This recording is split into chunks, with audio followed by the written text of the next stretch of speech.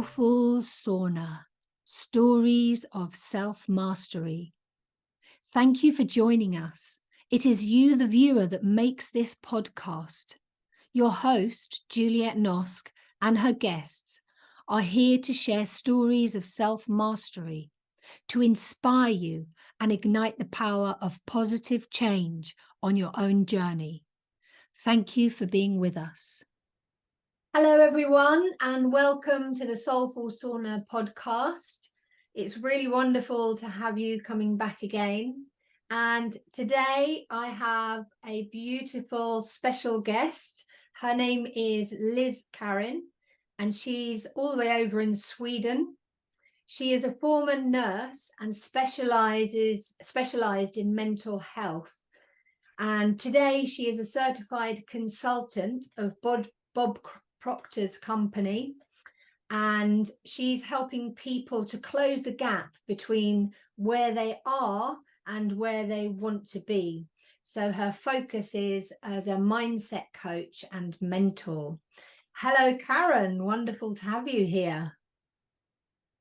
Hello, Juliette. Thank you for having me.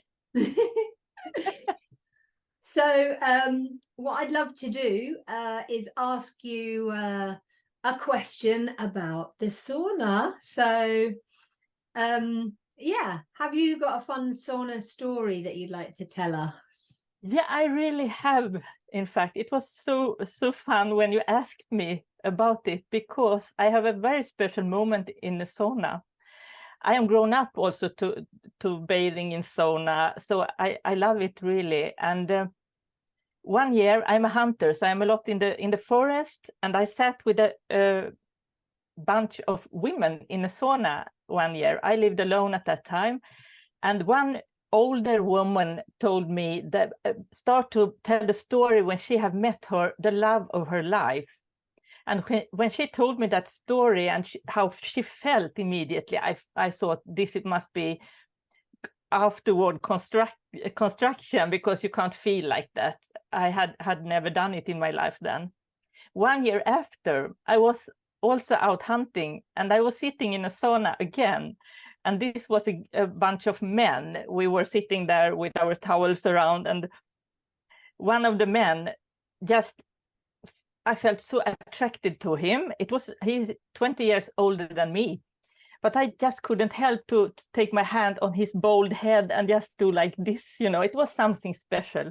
This was 10 years ago, and we have lived together since then. 1 year after, he moved into my house, and he's my soulmate. So saunas means a lot to me. Yeah. Oh, wow. What a beautiful love story. Yeah. So you took this the message from the woman as almost like a message for yourself. Yeah, I don't know. It was very strange, actually. It was so funny. Yeah. And now I'm curious. You said you're a hunter. Tell me more. Yeah. Actually, it was 2004. I met a man. I have been married twice before. The first man gave me my 4 kids. They are grown up now. The second man gave me the hunting. I had never hunted in my life, but immediately when I met him and he had dogs like I have now, I just fall in love with this, to be in the forest and to work with the dogs and to hunt. So since then, I was I fall in love with it, and I have been, that's my recreation in the forest and with the trees, and to just be there, not the hunting like shooting. It's not the most important thing. It's to be there and work with the dog in a team. And sometimes, of course, to hunt, to make to take home my food from the forest myself. Yeah. So yeah. And when you hunt, when you get the animals, do you use the whole animal? How do you do that? What's that like? Yeah, the dogs we have, it's just hares, and there are small animals, and we do like stew or with this, Mm. but also elks, and elks are bigger animals. And I love every part of it, I mean, that you can eat. And I also eat liver and heart, because that's also the most nutritious part of an animal. It's so good for the body. I believe some doesn't believe to eat meat, but I do, and I see that it's a lot of nutrition in it. So I take the most out of the animal as I can. And do you use the skin? Not on elks. It's not so good to prepare for things, but so no, I haven't. Yeah, so I did a drum birthing workshop, and in the drum birthing workshop, you use different skins of the animals to create a drum. And it made me think of the elk. I'm not sure if you would be able to use the elk skin when you get the elk for making a drum. The drum that I made was actually a bison skin, so from North America. And the way they prepare it is through their own rituals and ceremony, and they utilize literally the whole animal as well as eating it. They use the skin and the hooves and all the different parts, all the different elements. Yeah. So yeah. And I actually became vegetarian at one point. I'm not anymore, but the reason I became vegetarian was not because I don't like meat. It was basically because I didn't like the way the animals were being treated. And I think for me, hunting is more natural than going to the supermarket and buying a bit of meat wrapped in plastic that is not even identifiable as the animal anymore. And with our society, the way it is consuming and like growing, making far too much, that was the thing that I was against, was the way that we are, pumping animals full of maybe antibiotics or different things like that. So yeah, but hunting sounds interesting. Yeah, it is little bit from from the start. I mean, it's so natural, it's so basic. It's so basic. And I also think it's very human.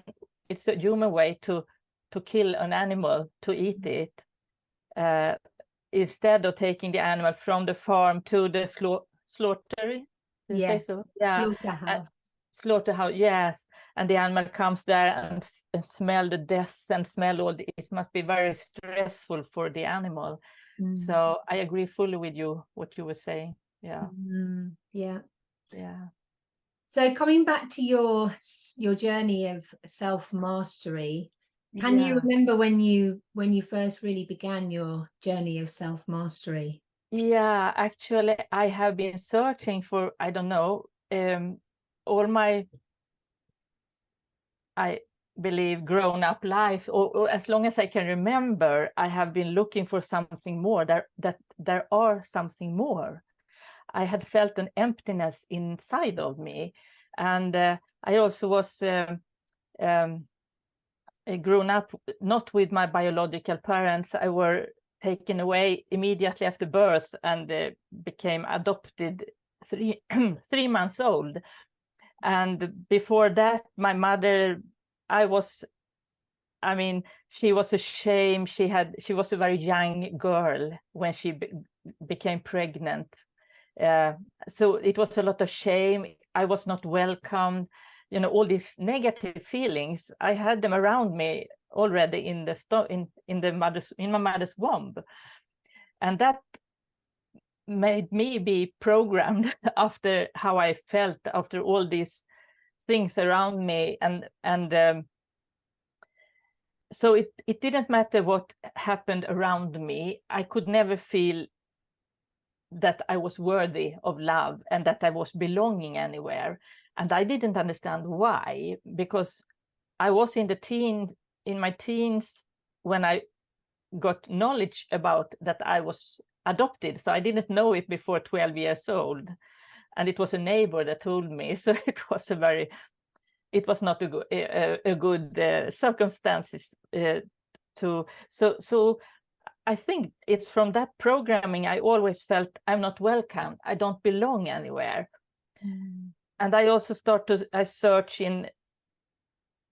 I was looking after how should I live, what's the meaning of life. I mean, how is the perfect way to live? Because I had no good relation to food. I mean, I didn't know when it was enough, either I ate or I didn't eat, or it was not a balanced relation actually to anything. And to physical activity, I trained, and or I didn't train at all, or it was no balance in my life. Then around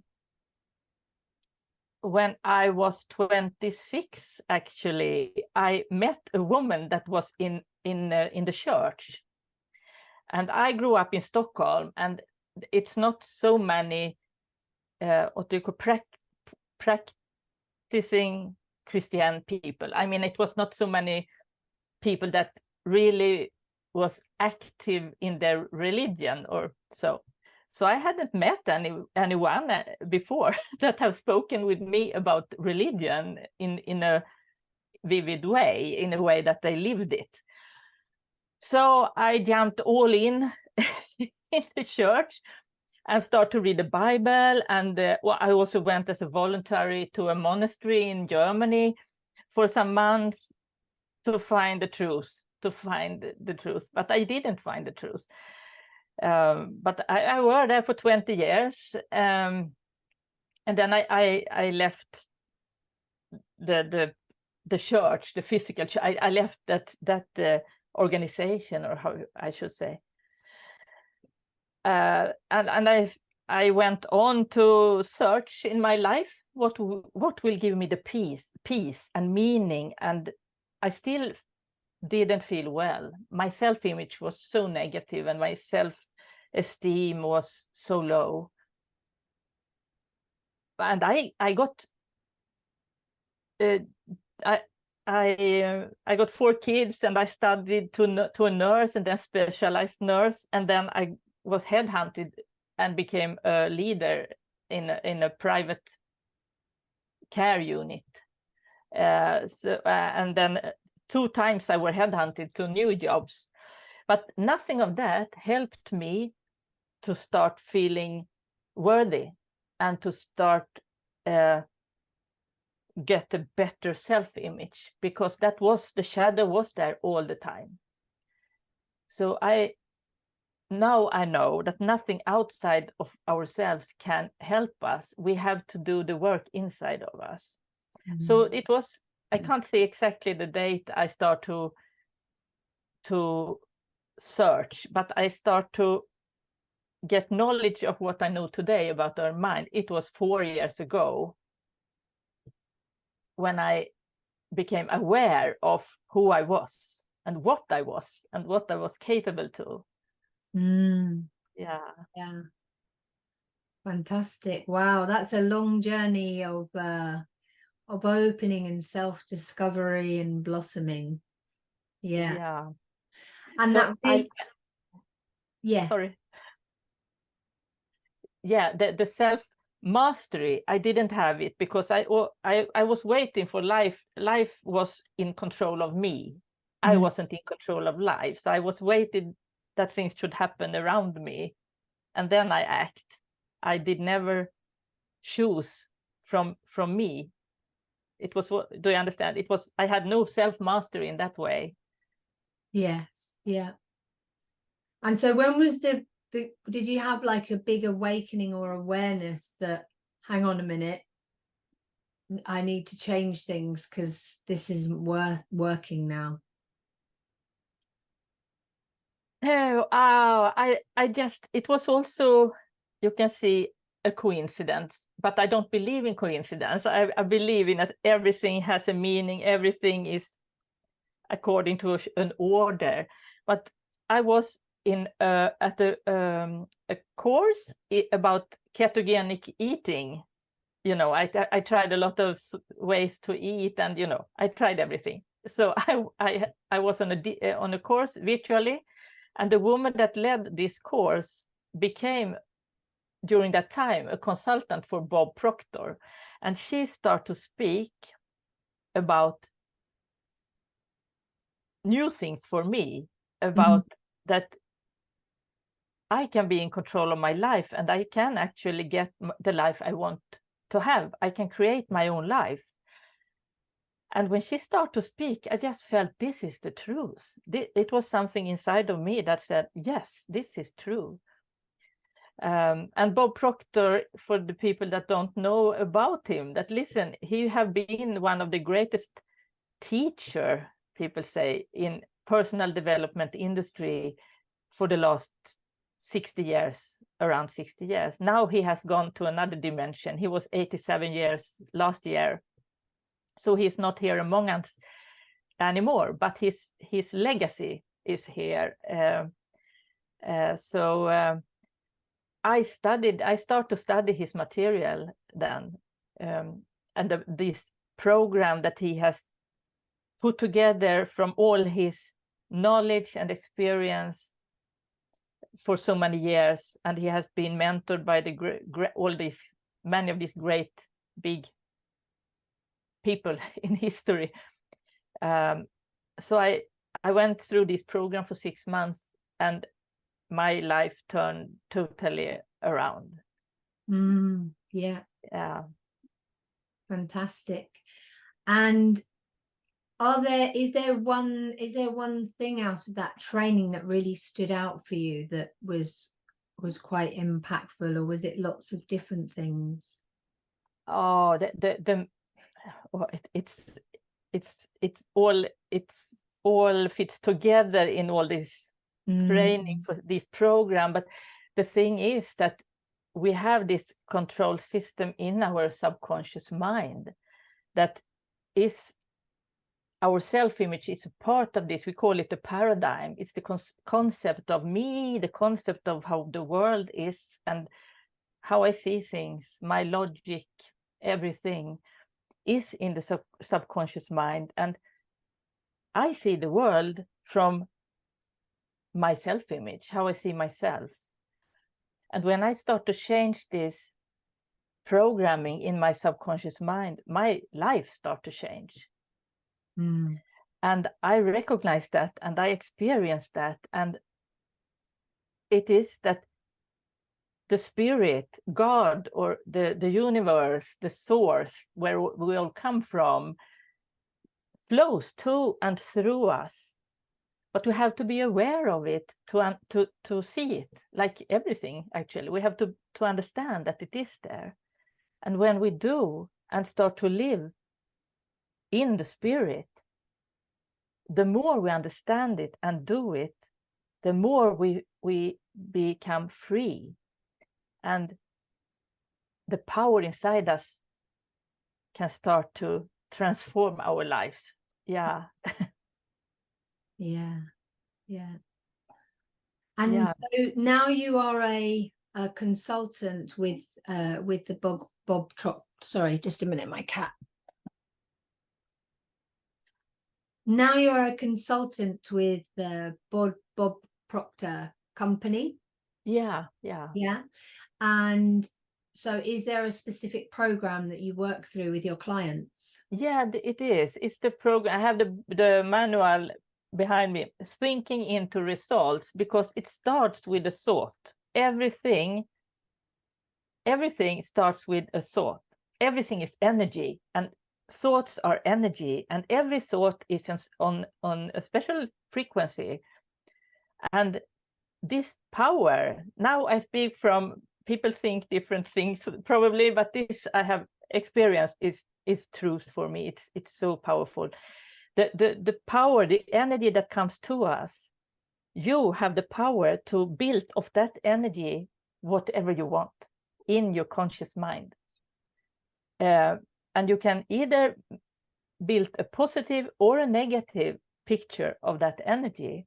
And when you do it, whatever you build, you impress it to the subconscious mind. When you start to feel around it, when you start to react on it or feel about it. And the thing that comes down to our subconscious mind. Actually, it's not down. The subconscious is everywhere, and it connects every living creature in the whole universe. But when we got it into our subconscious mind, the subconscious mind take us to the goal, to the thing we have the picture of inside of us. Because the body is an instrument of the mind. So it can't be separated. So the things that are there, we have to move toward that goal.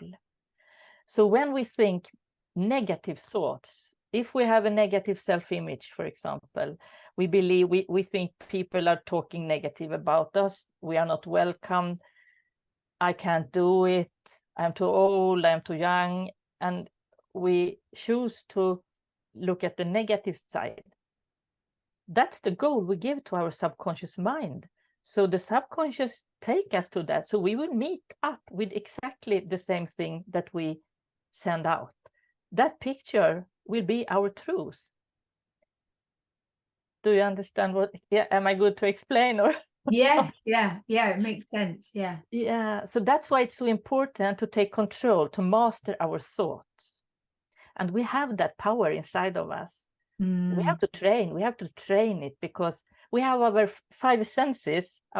We see, we hear, we smell, we taste, we touch, and it's with these senses we are connected with the surrounding. But we can train us to choose what to take in and how to take in it. So we can either say, no, I let it go outside of me. Or when I take in something, I can choose if I will see it in the positive way or in the negative way. Yeah,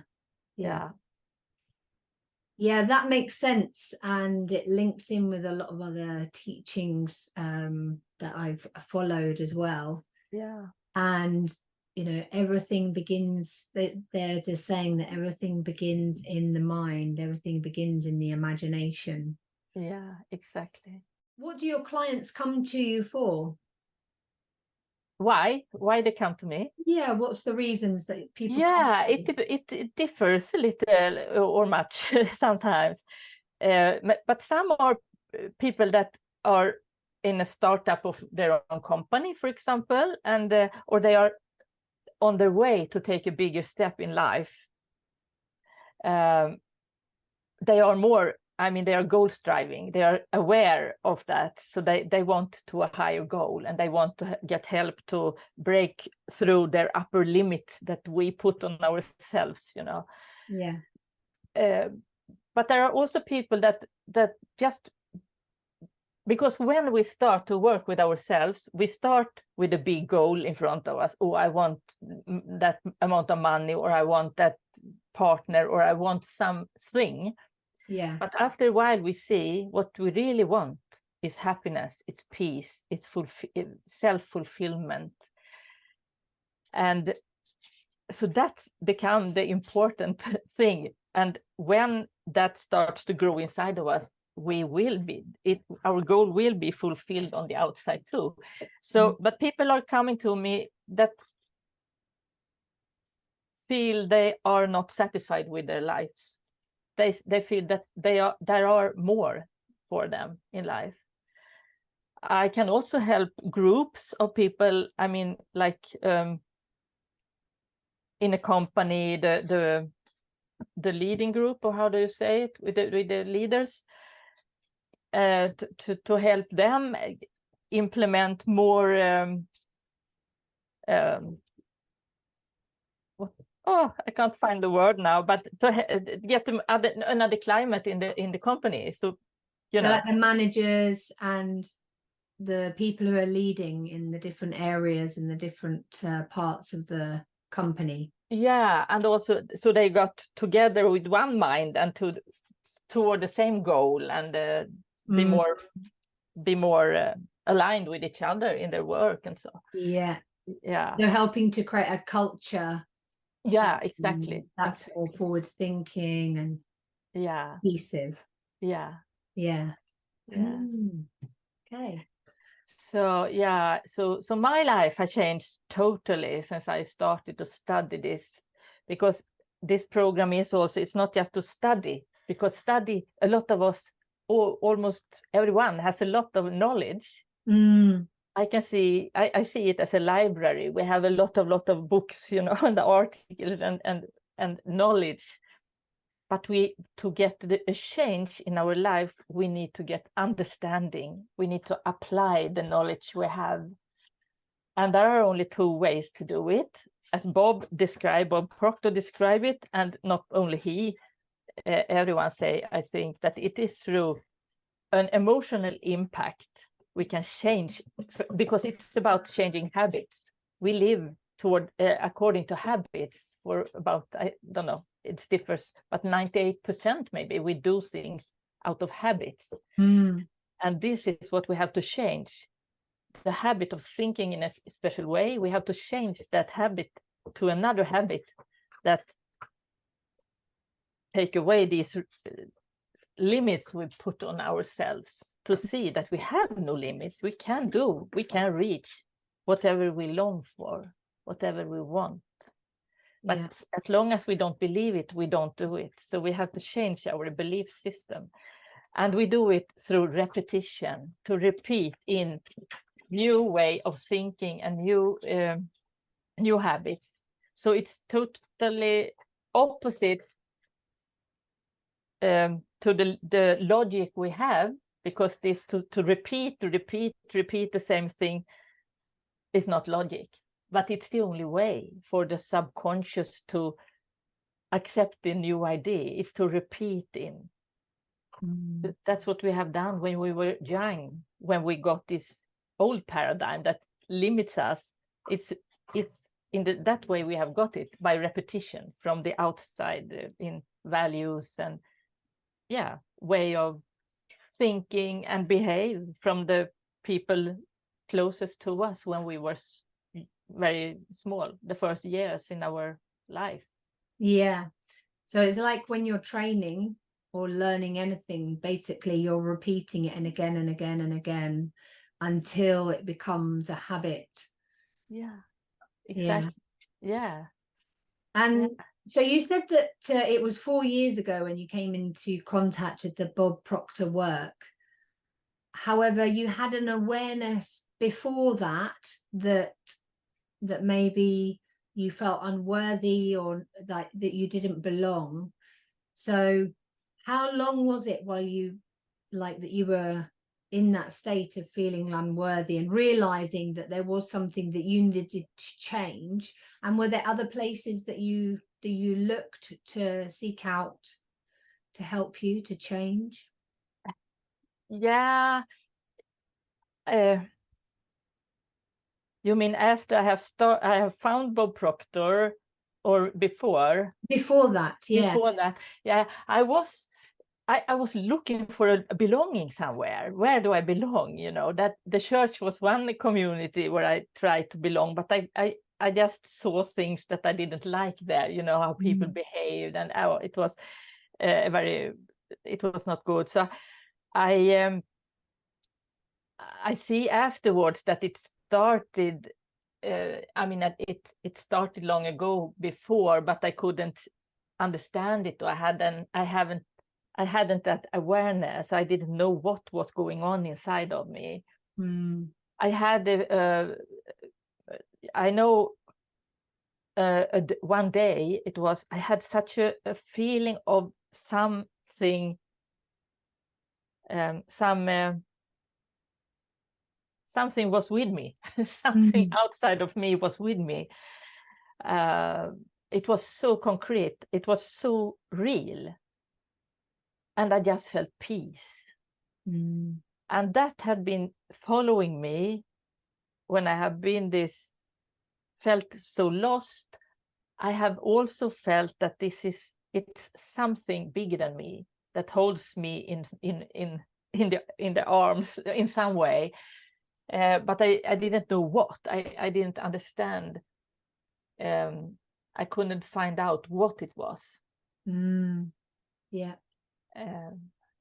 So you talked about God or source or universe, and it reminded me of Elizabeth Gilbert when she talks about the genie, and she explains that before we used to say that the genie used to come through the person, and it reminded me of what you were speaking about, where you were saying that it's constructed in the mind, but through this kind of this subconscious, this energy that is in everything and everywhere.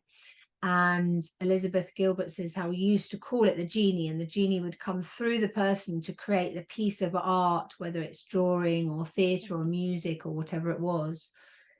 And then there was a time in history around the Middle Ages where we started to call the person a genius. So instead of it being kind of the God force or whatever, the universal energy flowing through us, then all of a sudden this was placed onto the human being.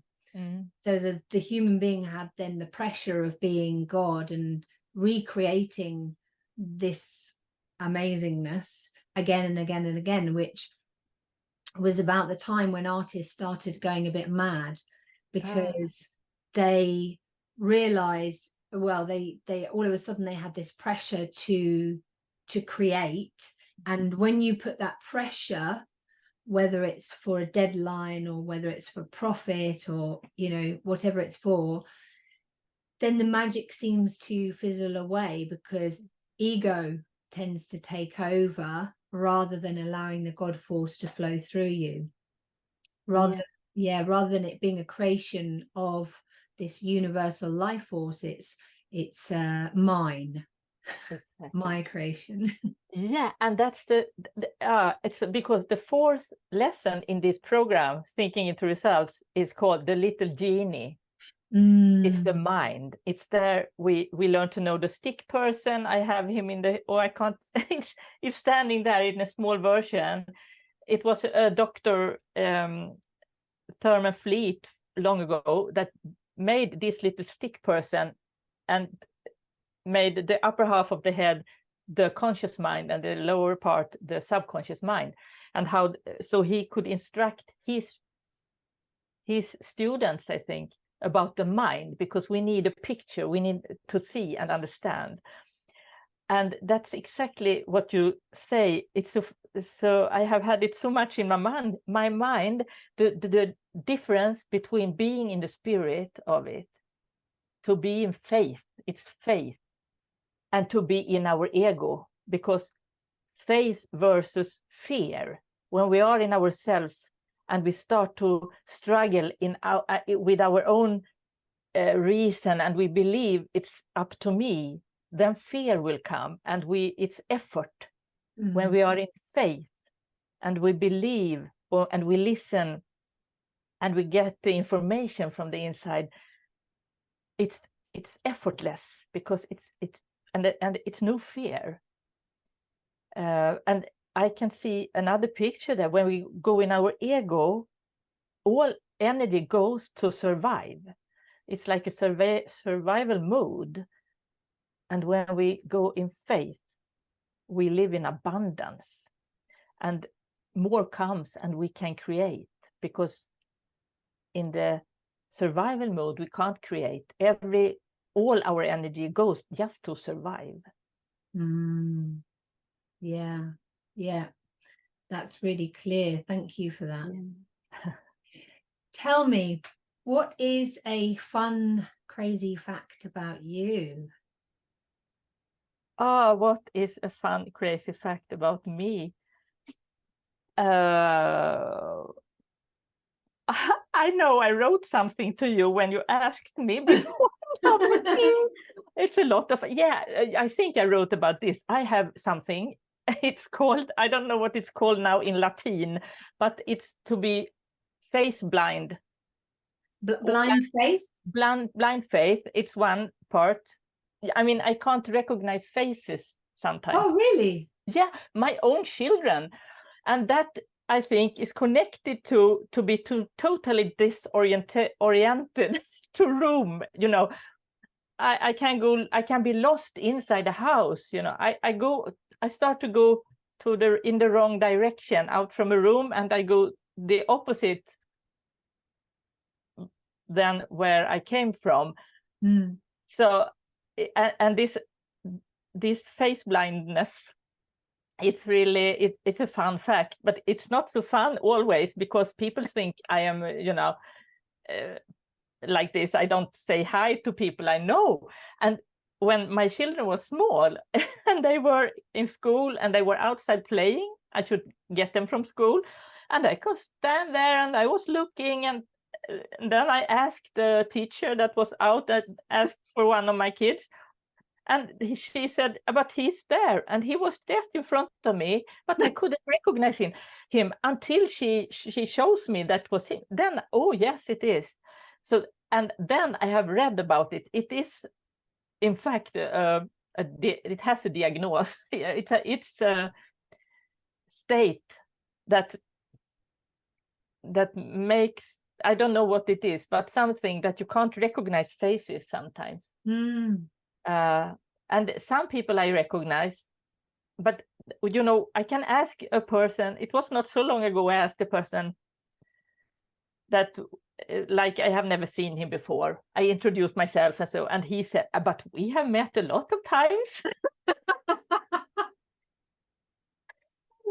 So it's embarrassing. And then when I say I am face blind or something like that, and people think I'm joking because they haven't heard about it.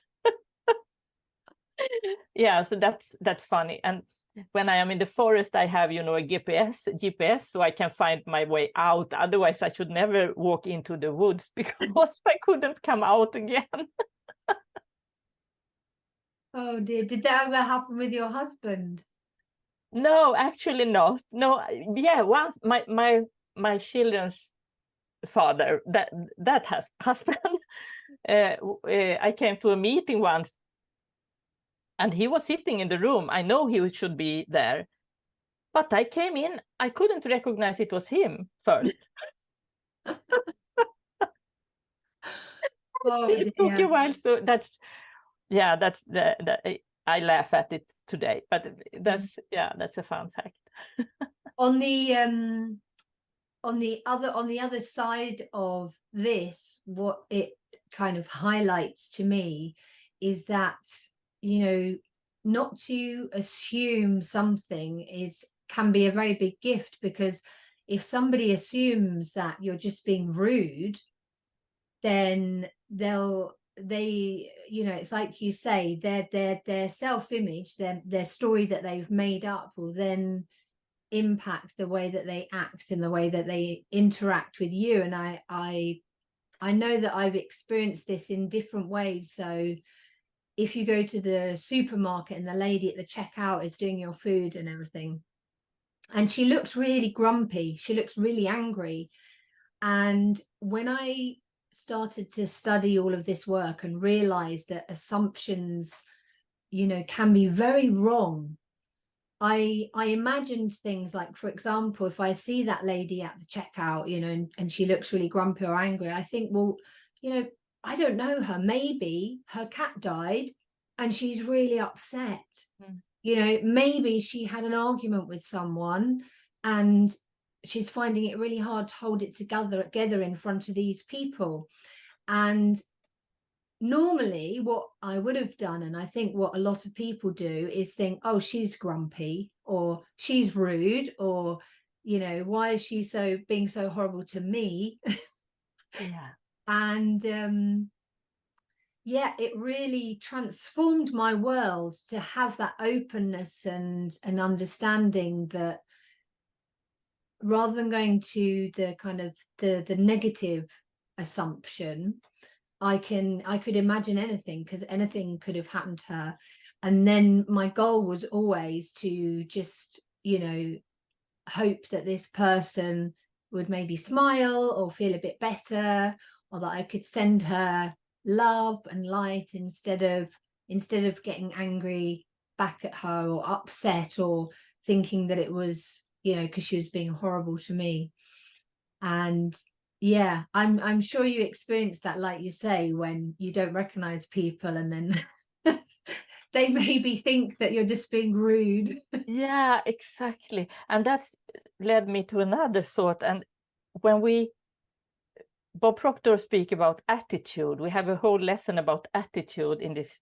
What is a good attitude? And an attitude is our thought, our feeling, and our action mixed together, you know. And the good attitude is when we always look for the good in everything and in everyone. Because the law of polarity say it's always two sides of everything. And if you have your antenna out and look for negative things, you will find it. Its negative things are everywhere also. But if you have an attitude, if you have trained you to look for the good in everything and everyone, you will find that. And it's also when we find things we don't like in another person, for example, we always have it in ourselves. That what we see in others, we have in ourselves. And that's also the good thing we admire in other people. It's because we have it in ourselves. So that's also important to remember. But also this, when we don't like something, or we are, you know, ask yourself, what does this tell me? What is it in me I have to get rid of? I have to look at. So yeah. And I can't, or did you want to say something, or can I go? Yeah. Yeah, the transformation in me, you know, we are, a human is a spiritual being that lives in a body and have an intellect. That's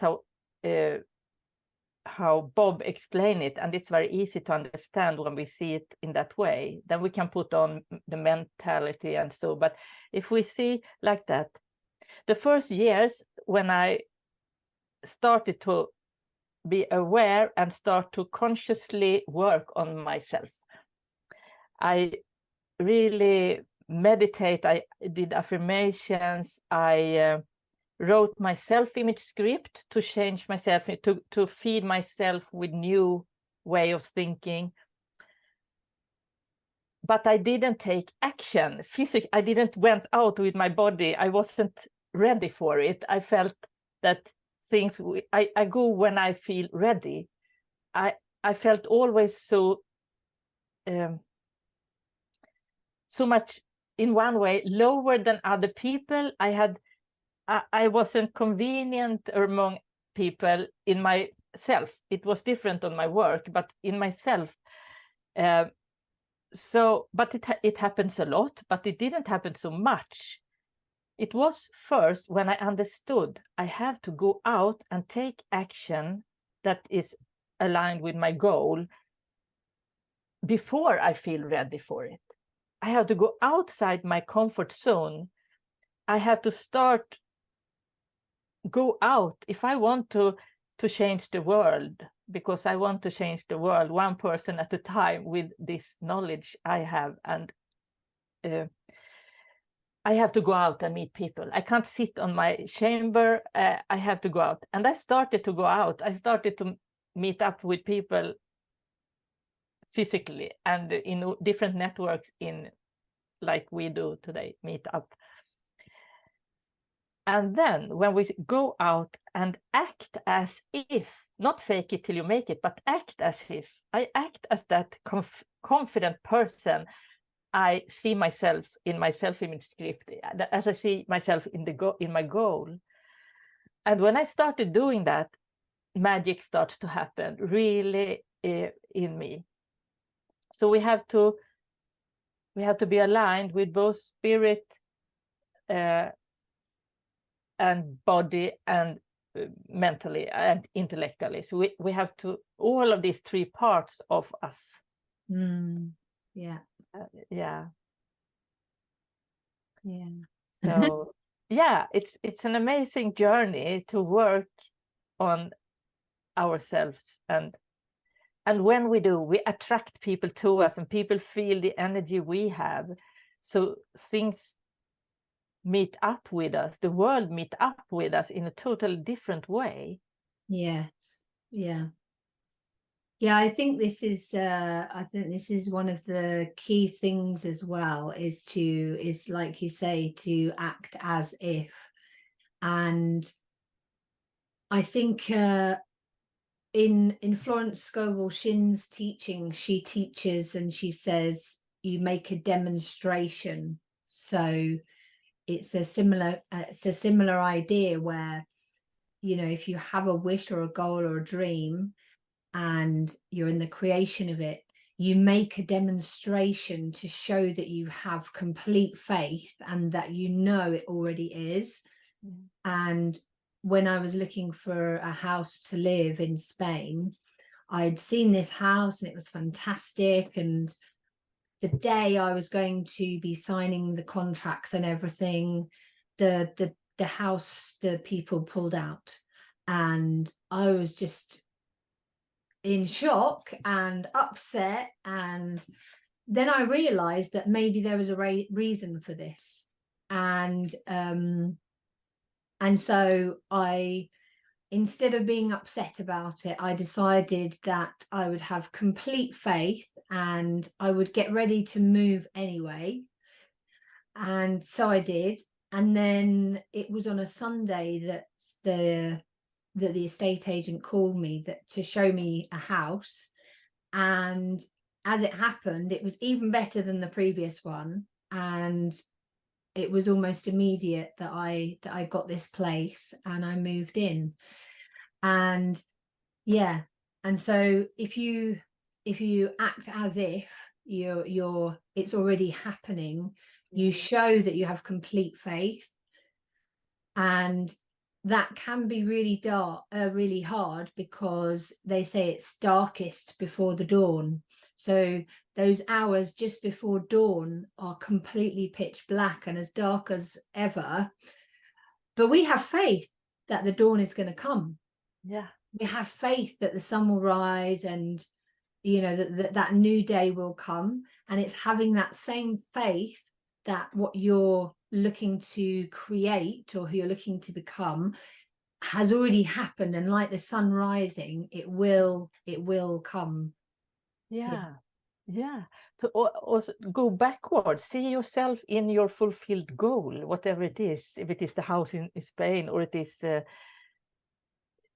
you have that amount of money you want a month, you have the goal already.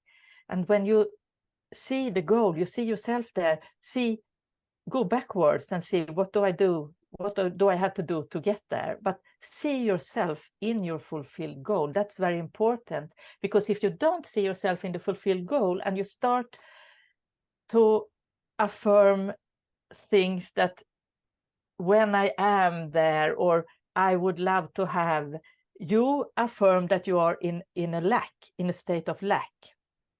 And what we affirm and assume, we will get more of. So I learned, but I was reminded of a way to say, instead of saying, I can't afford it, if it's something, say instead, how can I afford it? How can I afford it? Because I have everything, but I can't see it. But how can I afford it? And when we ask, every question has an answer. So we will get answer, because when we say, I can't afford it, even if we just think it, we put ourselves in a place of lack. Yes. So to hold ourselves and the picture of ourselves in the place, because it's a place, it's a place of awareness, in a place of abundance, and to stay there and to be there, and not let these false thoughts come in your mind. Because when you let one thought come in that tells you this is not true and you can't do it, or whatever, and you start to discuss with that thought, that doesn't work, because you can never win that fight.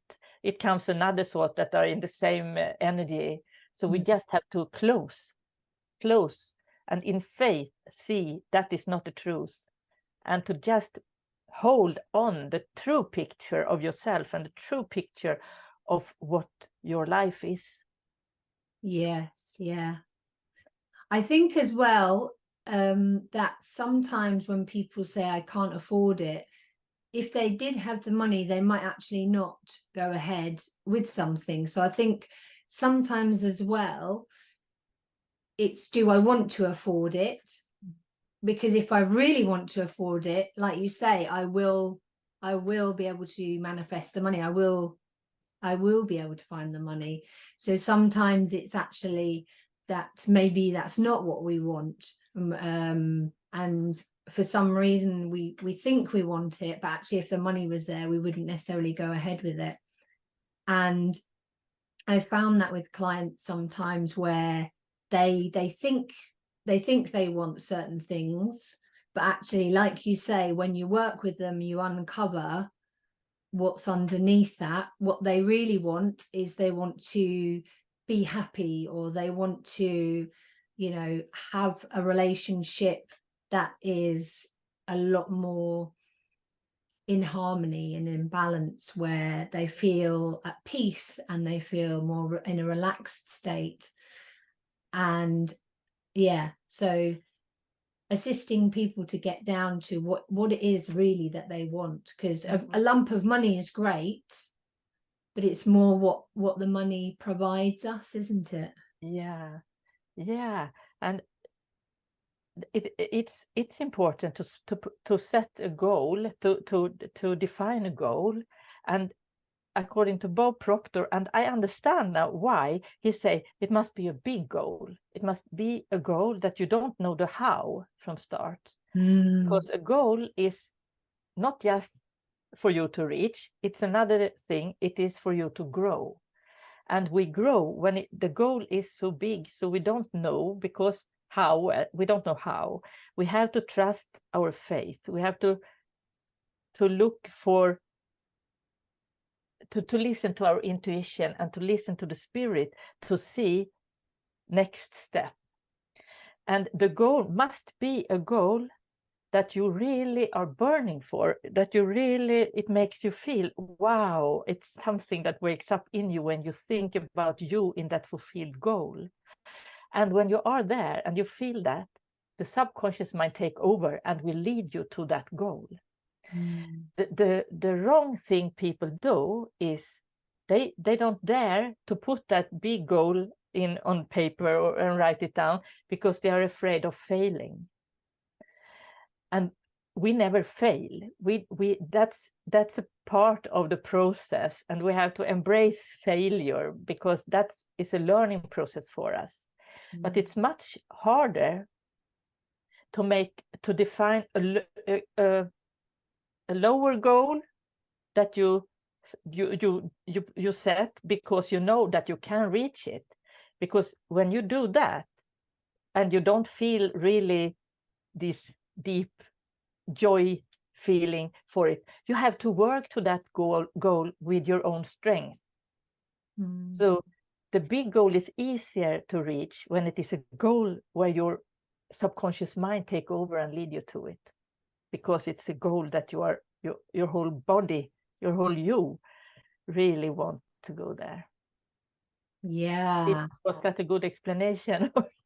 Yes. And it's interesting because it almost goes against some teachings that say, oh, it needs to be realistic.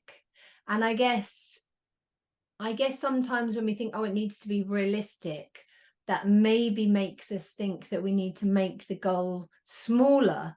But actually what you're saying, because even a big goal, we may not know the how, but it doesn't mean that it's not realistic. No.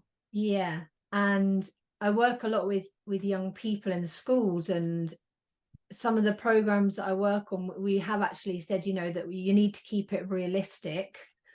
But what you're saying is, yeah, it's almost contradictory in a way, but I completely get it, because you want your whole body to kind of be on fire and passionate about this goal that you want to achieve. And I really get that. I like that. Thank you. Yeah.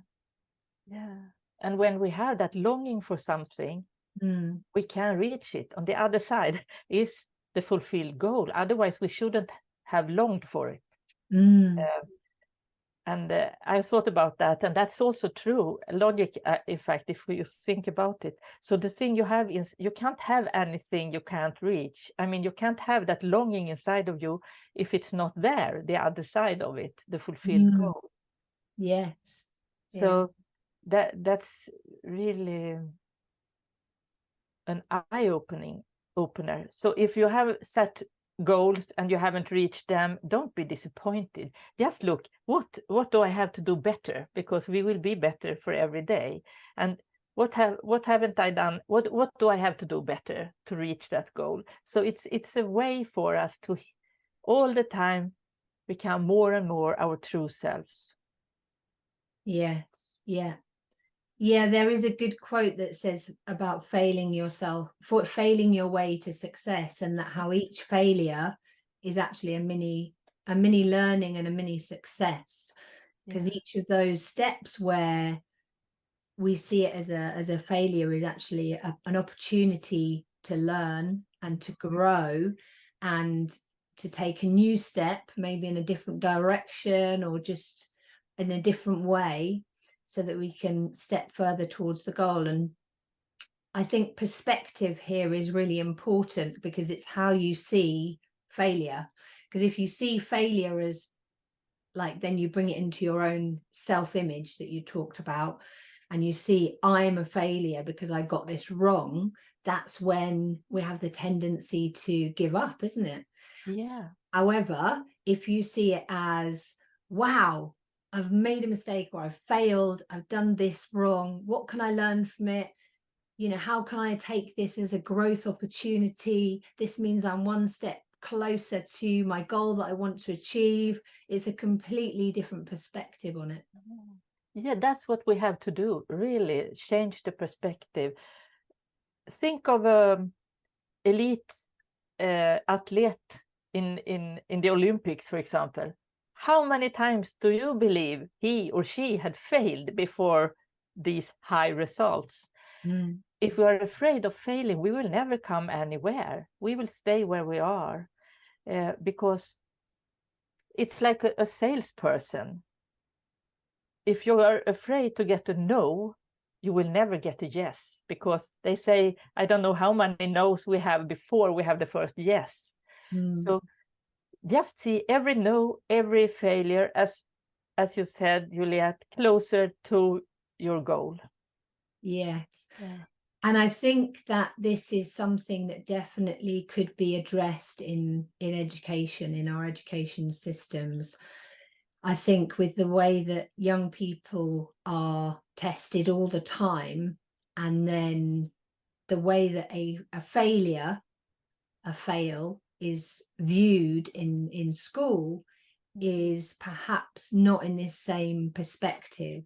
And so I think, you know, you said when we repeat something again and again and again, we're creating a habit, we're creating a learning, we're creating something within us that then we become programmed into.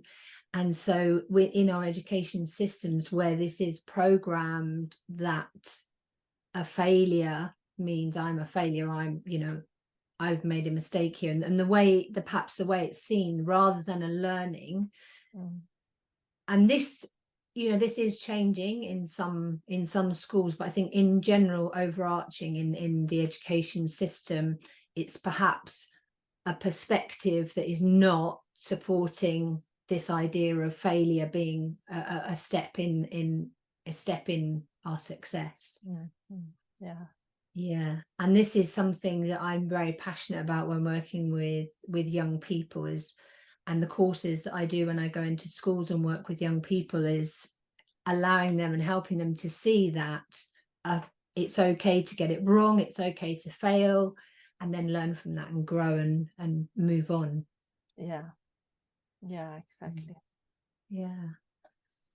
Well, Karin, is there anything that you would like to leave as a special tip or tool or something for our listeners out there that would help them on their self-mastery journey? Yes, what came to my mind right now was that see yourself expect yourself to be, and assume yourself, talk about yourself as you want to be. Don't identify yourself like I am sick or I am poor or something negative, because then you identify with that and you are. But if you think about you, don't be your sickness, because the mind is over your body, and the more you have the picture clear from everything, I mean others, than what you want to be, that person will grow. So that was what came to me. Someone might need to hear that, because it's so easy to hold yourself fast in a wrong, mistaken identity. Yes, yeah. So it's important to see ourselves as we would like to be, and not identifying with maybe those things that we don't want to sit in anymore. Exactly. Yeah, thank you very much. Lovely to have you as a guest on the podcast. Thank you, Juliette. It was so good, lovely to be here and speak with you. Really. And I look forward to staying in touch. Yeah. Thank you to everyone out there listening. The Soulful Sauna podcast, Stories of Self-Mastery. See you again soon. Bye. Thank you to Matt and Ken at Thermalux UK for offering their saunas as a space for me to record my podcast in. Soulful Saunas, Stories of Self-Mastery.